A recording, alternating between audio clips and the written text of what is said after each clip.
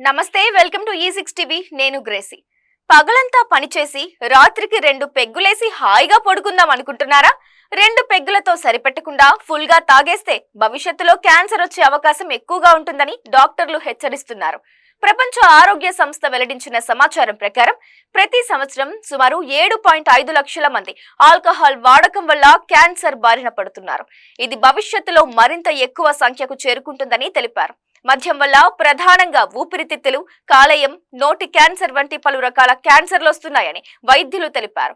Cancer ముప్పు నివారించడానికి జీవన శైలిలో మార్పులు చేసుకోవాలని సూచిస్తున్నారు.